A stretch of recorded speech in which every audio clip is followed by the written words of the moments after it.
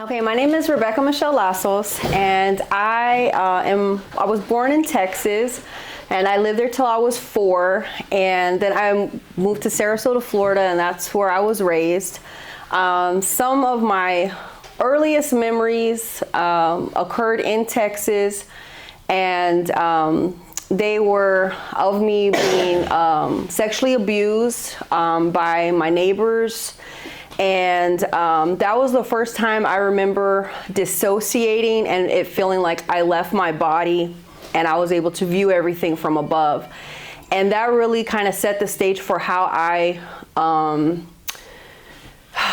experienced social interaction for the rest of my life up until 6 years ago. And so all through school, I had a really hard time having a normal childhood just because I would try to do normal things that kids do, but I was constantly feeling like I was outside my body. And it was so severe that I would see myself walking in front of my own self, objects changing, from like where the position of doorknobs going to reach for things and it actually being like a lot further, stairs moving. Well, they didn't really move, but my perception would always be moving. And so I was always in this sensory, it was almost like being in a fun house. And so it was really hard to stay grounded and be able to make relationships with people because of what I was experiencing. And a lot of this also happened, I believe, through additional trauma. My dad was an alcoholic, and there was a lot of fear in the home. My mom was very scared of him, so at a very young age, we were kind of used as body shields in front of her to keep my father off of her, or to be placed around her in the bed while she slept, so hoping that we would deter him from coming in there and causing trouble with her. And so this always kind of, I noticed looking back that this is where I shut down a lot, but I also started seeing that it's not healthy, but you can deal with things with violence. And so I was being conditioned through all this. Also during this time, someone who was very close to our family that lived with us was also molesting me in my sleep. And I just kept all this stuff in. I never told anyone. I was extremely traumatized. I matured very quickly. I needed a bra at a very young age. However, I refused to wear one because of the trauma associated with the abuse. And so my family would, go to get them for me and try to make it fun and like put them in backpacks on a birthday. And when I would see it, I would throw it and just start screaming. And nobody ever asked me like, why are you having this reaction to what we're doing? Just like things that a lot of girls my age were like excited about. But for me, it was very traumatizing. And so the abuse continued when I slept, like all through my life, and I was scared to tell. I was scared to tell them for my dad to know because I seen what my dad does when he's mad, and I didn't want that person to be killed, and I didn't want my dad to go to prison.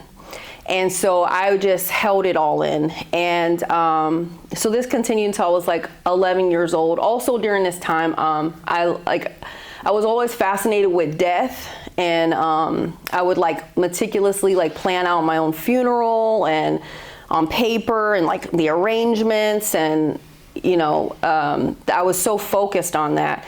And I actually attempted suicide when I think I was about 11 or 12 years old. I died. I left my body.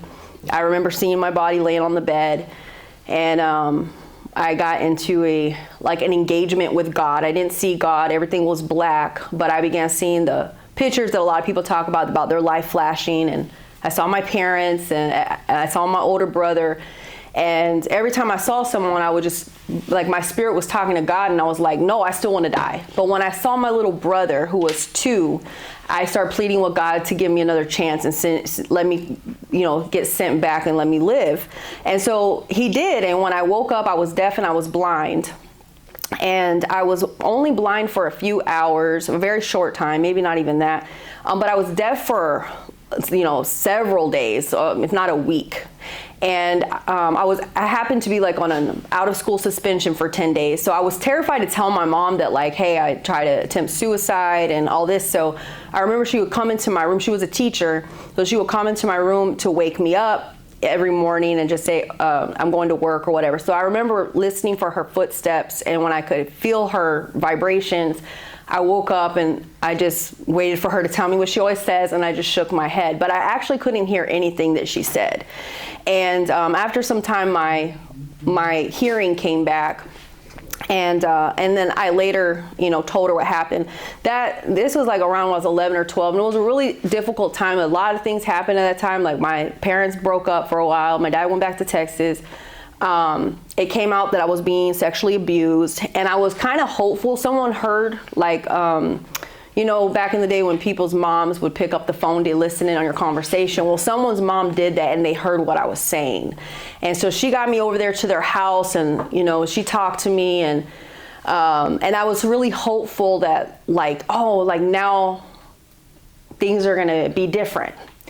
And the abuse stopped, but I was left in the home with him. And so what happened was the post-traumatic stress disorder that I now know I had. It came back it was like full force all the time, and I didn't know how to be in this place. At the same time, because I wasn't allowed to go live down the street with my grandma, and I had to stay there, I became like a different child overnight. I became violent. I went where I was trying to stab people through the back of the couch while they were watching TV. I, started having bad, unhealthy relationships with boys. Like everything changed overnight for me. And I became so violent.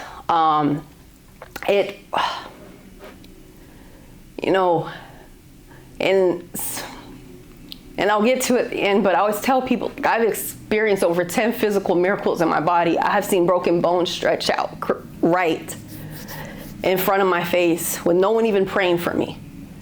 But nothing has been more powerful than to see God transform a human heart.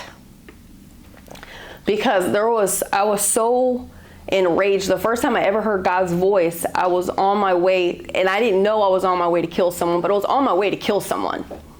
In 6th grade, in the gym, and I remember hearing God's voice. I didn't really get who I was hearing, but I knew I heard a voice. And he said, "Stop it or you'll kill her." And my plan was I was going to throw this girl off of the bleachers. And that's what I saw her, and I was walking straight toward her, not to say a word. I would just go do this. And that's when I heard him speak to me. And so I didn't do that. I ended up doing something else. But I realized there was something wrong with me. I think the smartest thing I ever did was I didn't have a gun. I would not touch a gun because I knew I would be in prison within the hour. I needed something and I still carried weapons and things like that. But I needed something that wasn't so easy. I needed to, and it sounds kind of funny, but I needed to be able to, if I was going to do that to someone, I had to work for it because I knew my impulse was it was dangerous what I was capable of. And it scared me. And that violence stayed with me until 2016. And anytime I'd ever gone to jail, by the grace of God, I was never arrested really for dope cases or anything like that, but it was always for violence. And I remember later in life when I got saved when I was almost 22 years old. And I remember the pastor, I actually called my first adult charge, because I grew up in the justice system since I was about 11 or 12 years old. But I caught my first adult charge for aggravated assault with a deadly weapon. I got baptized in May, and in July I got this charge.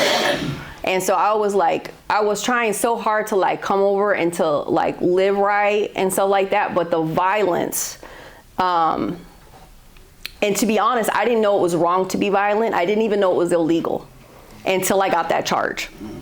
I didn't. I thought totally that it was the substitute or the better choice to murder. I really did not know that you could not hit people and I didn't know that that was a thing. And so that's the way I continued handling things. I didn't, I'm kind of jumping around a little bit, but when I was 14, I was sent to Eckerd Youth Alternatives in Florida, and I actually came up to North Carolina to help build the boys camp up here, and up in Boone. And whenever I got out of there, I moved to Texas 10 days later. And I did really good for a while. I did have my daughter, but I was very responsible. It was totally different. That whole cognitive behavioral therapy, like I'm a true believer in it, because I changed a whole lot. I went to college 3 days after getting out of high school, and I did really good, but there was still like that whole street component of the street life and being around selling drugs and stuff like that. It was very, very hard for me to let go of. And so it was like you could take me out of all these environments, you could put me in school, you could do all this. I didn't even live in the hood, but that is like where my mind still was stuck. And so, I was, involved in, drug trafficking while I was still in school. I got into, working with lawyers and things like that, being paid to bring women to them. Selling prepaid porn cards. My goal was to be a millionaire before I graduated. And the hatred that I had for women was so great. I always tell people, I hated men because I've been drugged and raped by men, got pregnant, had abortion. I was, raped and sodomized at the age of 13 by a stranger on the road, and was taken basically captive onto a school bus and was raped all night long. I had an immense hate for men. And I tell people the only reason I didn't end up gay was I hated women more. Oh, wow. The hatred in my blood was so hard. That was my first addiction, was to violence. And I really felt like even with the violence, and because after that, my brothers are 6'4". I grew up very close to my older brother, who were less than a year apart. And when he had problems, he would call me, and I took great pride in that. That here I am, this small girl, but people call me in the family, and I took so much pride in that. And I took so much pride in being loyal to family and really being there for them in the way that I knew how, even though looking back, I see really my family was filled with cowards, because no one was my voice. No, I see now that I always had a thirst and a hunger for justice, and so I was doing it the wrong way, but there was a kind of a seed that God put in there for justice and for speaking up for people who don't have a voice, and I was just going all about it the wrong way. I was basically letting the devil pimp my gift for himself, right? And the same thing with the women. I was so proud that I did this. And, I would tell my mom, I'm going to get an Escalade. I'm going to have a whole bunch of chicks plastered on the side. And I thought my dad would be proud of me. I thought everyone was going to be proud because I saw how they treated women. And that painted a picture in my mind as a young girl that for my dad to believe in me and be proud of me, I've got to be like him. And these are the messages that are sent to kids, and you don't even realize that you may be sending these kind of messages by your lifestyle, right? And so he wasn't really proud of that. He was quite ashamed, but I was very focused on that, and it was I also at the age of 14 I was diagnosed with fibromyalgia. So I spent the majority of my pain up until 2017 in immense pain. My arms and my legs at times would come in like this. I would have to wrap my body up in sheets and then tie them to myself. I couldn't move clothes on a rack. Sometimes I would have to have a walker or have a wheelchair to go around. And I wasn't I had experimented with cocaine and stuff like that, and mostly smoked weed and stuff like that. But once my heart got broke enough, I started trying pills. And then when I started trying pills, I saw that my heart didn't hurt anymore. And then I realized what pain management was. They had been trying to send me to pain management for years. And I was like, why are y'all trying to send me somewhere trying to help me cope with my pain? Y'all can't help me. I didn't know they were giving out opiates. And so when I learned that, it was through the door of having the fibromyalgia that I got the access to what I got, and was able to use that as my emotional Band-Aid. And it wasn't, that's kind of the condition I entered the church in when I first got saved. And but I remember being there and people telling me, because I was so traumatized that I could be in a restaurant and all of a sudden I'm start talking about all the trauma that happened to me, and it was like a constant recorder, and it tormented me because I hated talking about it, but it was like I couldn't stop. And I remember them telling me that I had to forgive who hurt me. And I remember folding my arms and being like, never. I'll forgive all these people who sodomized me, who raped me, who did this, but that family member that did that to me, I would not forgive. And I tell you, I went within about a year and a half. And my grandma also died, who was my support. She died when I was having my son in the same hospital. Like the day my son was born is the day she died. Or no, he was born on a Friday. She died on a Sunday. And when she died, everything fell apart for me. And it was within probably a year I started smoking crack. And a lot of people are like, how do you start doing drugs after you come to Christ? Because you don't surrender, you don't forgive, you don't do all the things he tells you to do. And it's very easy to go into darkness. And because when I first came to Christ, I quit doing drugs. I quit smoking weed. I started going to meetings. I started I was a youth leader. I was doing all this stuff. And I just went into the deepest darkness. And when I went in that, I could never even verbalize that I ever did crack because of the stigma that was tied to being a dope fiend, to being a basehead. I could not eat. I remember in 2009, I tried to get help for it, but they said, we do not help anyone with crack addiction, only cocaine. And I said, well, you can't help me then. No, and I had a crack addiction. But I could not verbalize that, and I could not let my family know that I had become that which I used to sell to people. It was easier for me later in life when I started using meth and injecting it to tell people I put a needle in my arm with meth in it than it was for me to say I ever smoked crack. And I had to practice. I had to start saying it to make it lose its power, and telling people. And I would the book that I wrote, I intentionally sent it into the federal penitentiary, one of them in California, to my baby's dad's friend, who we used to all sell drugs together.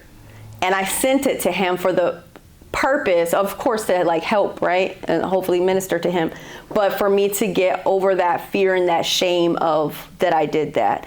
And so, I stayed in very dark, deep addiction for, almost 10 years. And, I lost my home in 2010. Me and my daughter, when we're moving tomorrow,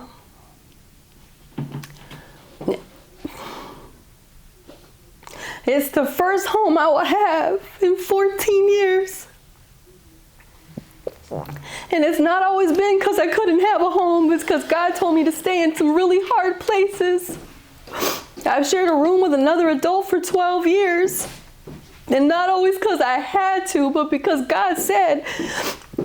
And I learned in 2010 when I went and did something God told me not to do. And he told me, don't go home to Florida. Don't bring that man back from jail or from prison. He had done 10 years. And I brought him back and I lost everything. And I was barely hanging on anyway before he got here. But I lost everything. And that is why I tell people, because people who know me in my personal life, they say, I never meet anyone more obedient than you. But I said, you don't understand. My obedience was learned through suffering. I didn't obey God because I loved him. I do now. Because the Bible says, if you love me, you will obey my commands. But when I first started obeying God, it was because I know what it was to suffer.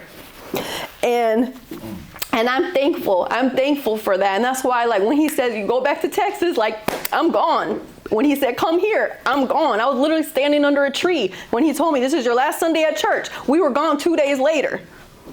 Because I know what it's like to hear the voice of God and go the other direction. And I don't ever want to do that again. And I've seen God do amazing things. I've seen him transform my heart. I've seen him give me a love for women, which is a testimony in itself. I got healed, and seeing the love of the Father, because when I went to rehab and I was doing better. I had very much of a harm reduction route, not really realizing it, but God would take one thing and he would take the next thing and then the next thing.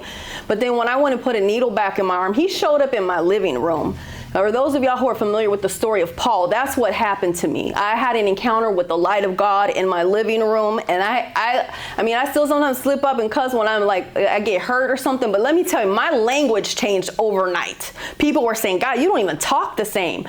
And I didn't even really realize what happened to me, but when he came in my living room and I saw my body glowing in front of my mother's mirror, and I didn't know all the scriptures then, but it says in the Bible that the anointing breaks the yoke. And that's what I was seeing, was the anointing of God go through my body, and he vacated that demonic spirit of meth addiction.